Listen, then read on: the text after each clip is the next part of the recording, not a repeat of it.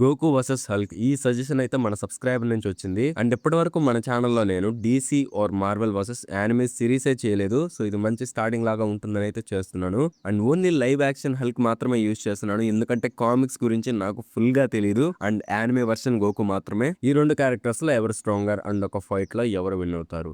And live action Hulk అంటే ఎవరో మీకు తెలుసు కదా, మూవీస్ లో ఉంటాడు చూసారా. మూవీస్ లో హల్క్ చాలా బలంగా ఉంటాడు. అబామినేషన్ లాంటి చాలా బలమైన వాడిని ఓడిస్తాడు. అండ్ అల్ట్రాన్ ని కొడితే కొన్ని వేల అడుగుల దూరంలో వెళ్లి పడిపోతాడు. అండ్ అల్ట్రాన్ ని తయారు చేసింది వైబ్రేనియం తో. అండ్ అది కైనెటిక్ ఎనర్జీని అబ్జర్వ్ చేసుకుంటుంది. సో ఈ కైనెటిక్ ఎనర్జీ అబ్జార్ప్షన్ అనేది హల్క్ పంచెస్ ముందు ఎందుకు పనికిరాదు. అల్ట్రాన్ ని కొట్టాక తన ఫేస్ అయితే డిస్ట్రాయ్ అయిపోతుంది. అండ్ అఫ్ కోర్స్ దానికి ముందు థోర్, విజన్ అండ్ ఇంకా ఐరన్ మ్యాన్ అటాక్స్ ని తట్టుకొని నిలబడ్డాడు. స్టిల్ వైబ్రేనియం ని నార్మల్ పంచ్ తో డిస్ట్రాయ్ చేయడం అనేది మామూలు విషయం కాదు. అండ్ ఐరన్ బస్టర్ తో ఫైట్ చేస్తున్నప్పుడు ఇద్దరు Hulk and iron man punch చేస్తే ఒక పెద్ద షాక్ వేవ్ అయితే వస్తుంది. దాని వల్ల దూరంగా ఉన్న గ్లాసెస్, బిల్డింగ్స్ అన్ని నాశనం అవుతాయి. లైక్ సూపర్ మ్యాన్ స్టెపెన్ వుల్ఫ్ ని కొడతాడు కదా జస్టిస్ లీగ్ లో, అలాగైతే షాక్ వేవ్స్ వస్తాయి. అండ్ హెలా రివైవ్ చేసిన ఫెన్రిస్ వుల్ఫ్ ని యాస్గార్డ్ మీద నుంచి తోసేసి ఓడిస్తాడు. అంటే ఒక నార్మల్ ఫైట్ లో హల్క్ ఫెన్రిస్ వుల్ఫ్ ని ఓడించలేడు, ఎందుకంటే అది ఒక లివింగ్ కార్ప్స్. సో దాన్ని ఓడించలేరు బేసిక్. అండ్ చాలా టైం వరకు ఆ వుల్ఫ్ తో ఫైట్ చేసి అక్కడి నుంచి తోవేస్తాడు. అది స్టిల్ ఇంప్రెసివ్. అండ్ రాగ్నరాక్ లో హల్క్ థోర్ ని బాగా డ్యామేజ్ చేస్తాడు. ఇంకా కింద పడిపోతాడు స్పృహ కోల్పోయి. అండ్ అప్పుడు ఓడిన్ గుర్తొస్తాడు, మళ్ళీ పైకి లేస్తాడు, బాడీ మొత్తం గ్లో అవుతుంది థండర్ తో. అప్పుడు థోర్ చాలా వేగంగా హల్క్ ని అటాక్ చేస్తాడు. అండ్ హల్క్ కూడా ఎగ్జాక్ట్ స్పీడ్ తో వస్తుంటాడు. సో ఆ పంచ్ అనేది ఇంకా గట్టిగా తగులుతుంది. అండ్ ఒక పెద్ద షాక్ వేవ్ అనేది ఎంటైర్ బ్యాటిల్ ఫీల్డ్ అంతా స్ప్రెడ్ అవుతుంది. అది నార్మల్ పంచ్ కాదు, ఆ పంచ్ లో లైట్నింగ్ అనేది ఇన్ఫ్యూజ్ అయింది. అండ్ ఒక్కసారి లైట్నింగ్ అనేది ఎవరికైనా తగిలితే అది ఎక్కడ అటాక్ చేస్తుందో తెలిసిందే. డైరెక్ట్ నర్వ్స్ అండ్ ఇంకా బ్రెయిన్ మీద ఎఫెక్ట్ అయితే చూపిస్తుంది. మేజర్ ఎఫెక్ట్ అనేది అక్కడే ఉంటుంది. సో నార్మల్ గా అయితే కోమాలోకి అలా వెళ్ళిపోవడం జరుగుతుంది. బట్ అంత పెద్ద అటాక్ ని కూడా హల్క్ ఏమీ లేదన్నట్టు ఈజీగా తట్టుకుంటాడు. ఏదో ఒక చిన్న దెబ్బ తగిలినట్టయితే ఫీల్ అవుతాడు అంతే. కొన్ని సెకండ్స్ పాటు కింద పడిపోతాడు. దానికి మించి పెద్ద ఇంజరీ కూడా ఏముండదు హల్క్ కి. అండ్ సర్టర్ అయితే 800 మీటర్ల పొడవు ఉంటాడు. అండ్ చాలా డ్యూరబుల్ కూడా. తన బేస్ ఫామ్ లో ఉన్నప్పుడు థోర్ మియాల్నీర్తో చాలా సార్లు అటాక్ చేస్తాడు. సర్టర్ కి పెద్ద డ్యామేజ్ కూడా ఉండదు. అలాంటిది హల్క్ ఈ సర్టర్ 800 మీటర్ల పొడగైనప్పుడు గట్టిగా ఒక స్మాష్ అయితే యూజ్ చేస్తాడు ఫేస్ మీద కొడితే సర్టర్ అయితే ఒక స్టెప్ వెనక్కి వెళ్తాడు. మనకి మూవీలో అన్ని సార్లు హెలా స్టేక్స్ తో అటాక్ చేసినా కూడా సర్టర్ ఒక్క అడుగు కూడా వెనక్కి వెళ్ళడు. సో పెద్ద అటాక్ చేస్తే డైరెక్ట్ గుచ్చుకుంటాయి సర్టర్ కవి. స్టిల్ తనకైతే ఒక్క అడుగు కూడా వెనక్కి అయ్యాడు. బట్ హల్క్ చేసిన అటాక్ వల్ల వెనక్కి వెళ్తాడు. అండ్ తన ఫేస్ మీద కూడా ఒక ఇంజరీ అయితే అవుతుంది. జస్ట్ చెప్తున్నాను, అంత పెద్ద ఎంటిటీని ఒక నార్మల్ స్మాష్ తో కదిలించడం అంటే మామూలు విషయం కాదు. అండ్ నౌ డ్యూరబిలిటీ విషయానికి వస్తే ఇన్ఫినిటీ గాన్లెట్ ఫీట్ అయితే ఉంది. ఈ ఇన్ఫినిటీ గాన్లెట్ లో ఎంత ఎనర్జీ ఉంటుందంటే ఒక ఎంటైర్ కాంటినెంట్ కి పవర్ సప్లై ఇవ్వగలదు. అండ్ స్నాప్ చేస్తే కోట్ల లైఫ్ ఫార్మ్స్ అనేవి తిరిగి వస్తాయి. మామూలు విషయం కాదు అది చేయడం అంటే. అండ్ హల్క్ స్నాప్ చేశాక తన హ్యాండ్ ఒక్కటే ఇంజురీ అవుతుంది. అది ఒక మీడియం లెవెల్ ఇంజురీ, మరి అంత పెద్దది కూడా కాదు. అండ్ ఎవరైనా తన ప్లేస్ లో ఉంటే కన్ఫర్మ్ చనిపోయి ఉండేవాళ్ళు అవెంజర్స్ లో, ఈవెన్ థోర్ కూడా. ఎందుకంటే తన సిచ్యువేషన్ అలా ఉంది. అండ్ ఇది నాకు కన్ఫర్మ్ గా తెలియదు.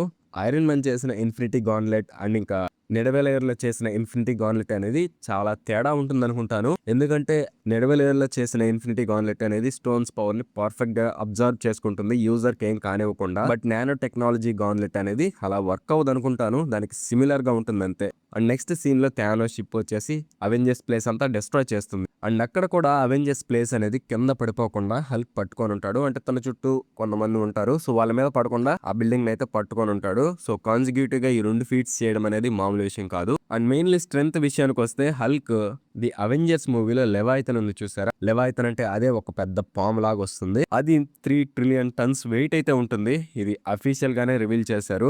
అండ్ అది 30 km/h స్పీడ్ తో వస్తుంది అనుకుందాము. సో దాన్ని ఆపాలంటే హల్క్ ఖచ్చితంగా అరౌండ్ 20 ట్రిలియన్ న్యూటన్స్ ఫోర్స్ అయితే యూజ్ చేయాలి. అంత ఎక్కువ ఫోర్స్ తో పని చేస్తే అది ఈజీగా ఒక సిటీని కూడా డిస్ట్రాయ్ చేయగలుగుతుంది. సో మూవీస్ లో ఇవే హల్క్ బెస్ట్ ఫీట్. అండ్ మీకు నా వాయిస్ డిఫరెంట్ గా అనిపించవచ్చు, ఎందుకంటే బాగా జలుబు చేస్తుంది.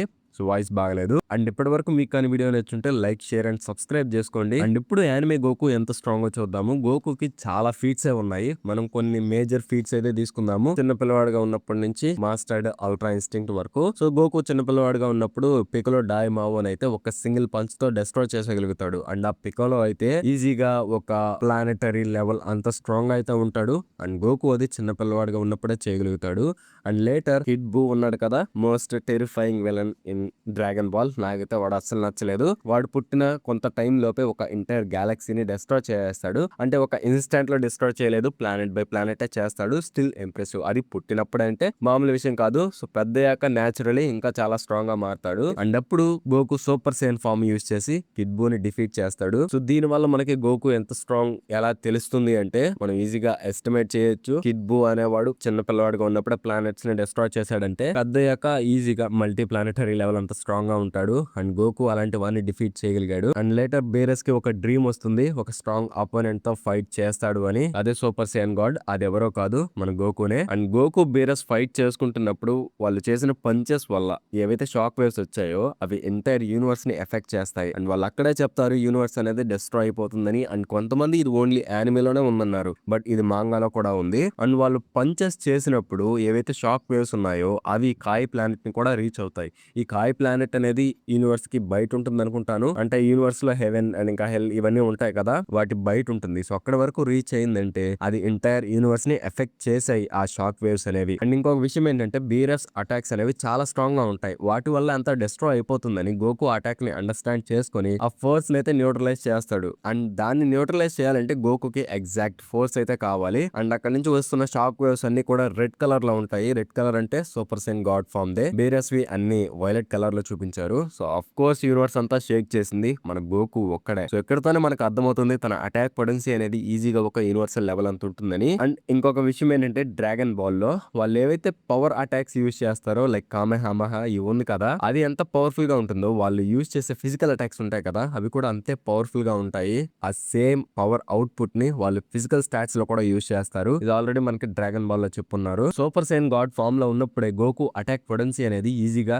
యూనివర్సల్ లెవెల్ ఉంటుంది. అండ్ స్పీడ్ విషయానికి వస్తే చాలా ఫీట్స్ ఉన్నాయి గోకుకి. లైట్ స్పీడ్ ఫీట్స్ అనేవి నేను స్క్రీన్ మీద పెడతాను, మీరే చూడండి. వాటిని ఎక్స్ప్లెయిన్ చేస్తే చాలా ఎక్కువ వచ్చేస్తుంది వీడియో. అండ్ ఒక బ్యాటిల్ లో గోకు చాలా టాక్టికల్ గా ఉంటాడు. హిట్ లాంటి వాడు ఎవడైతే టైం ని స్కిప్ చేసి అటాక్ చేస్తాడో వాడిని కూడా ఓడించగలుగుతాడు గోకు ఒక ఫైట్ లో. అంతేకాకుండా టోర్నమెంట్ ఆఫ్ పవర్ లో తనకి ఎంత బ్యాటిల్ ఐక్యూ ఉంటుందో తన డెమాన్స్ట్రేట్ చేస్తాడు. One of the best fighters dragon ball లో గోకు వచ్చేసి. అండ్ తన ఐక్యూ తక్కువే ఉంటుంది, బట్ బ్యాటిల్ ఐక్యూ విషయానికి వస్తే గోకుని మించిన వాళ్ళు లేడంతే. And later tournament of power జరుగుతుంది. అందులో గోకు సూపర్ సైన్ బ్లూ ని యూజ్ చేస్తాడు. అది సూపర్ సైన్ రెడ్ కన్నా ఇంకా చాలా స్ట్రాంగ్ గా ఉంటుంది. అండ్ లేటర్ అల్ట్రా ఇన్స్టింక్ట్ లో కూడా ఎంటర్ అవుతాడు. ఈ అల్ట్రా ఇన్స్టింక్ట్ వల్ల గోకు స్ట్రాంగ్ అయ్యే మారడు, కానీ తన స్పీడ్ అండ్ రిఫ్లెక్సెస్ అయితే ఇంక్రీజ్ అవుతాయి. మోస్ట్లీ అవి ప్రెడిక్షన్ అండ్ పర్సెప్షన్ మీద వర్క్ అవుతాయి అంతే. అక్కడైతే మనం కన్ఫర్మ్ గా స్పీడ్ ఇంక్రీజ్ అయిందని చెప్పలేము, బట్ మాస్టర్డ్ అల్ట్రా ఇన్స్టింక్ట్ లో అయితే కన్ఫర్మ్ గా తన ప్రతి ఒక్క ఫిజికల్ స్టాట్ అయితే ఇంక్రీజ్ అవుతుంది. జీరన్ అయితే ఫుల్ పవర్ యూజ్ చేస్తుంటాడు అక్కడ. అలాంటి వాడిని కూడా తను ఓవర్ పవర్ చేయగలుగుతాడు ఒక ఫైట్ లో. అండ్ ఆల్మోస్ట్ విన్ అయ్యే టైంలో తన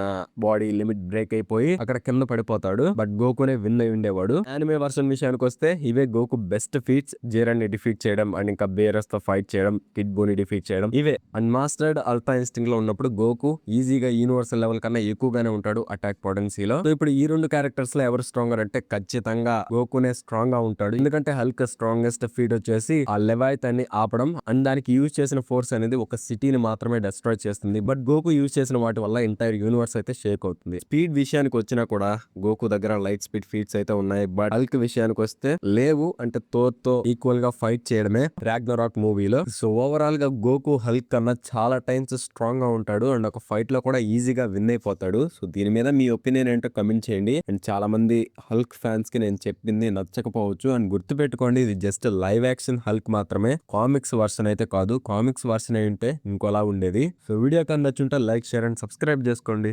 మళ్ళీ నెక్స్ట్ వీడియోలో అయితే కలుద్దాం. పీస్.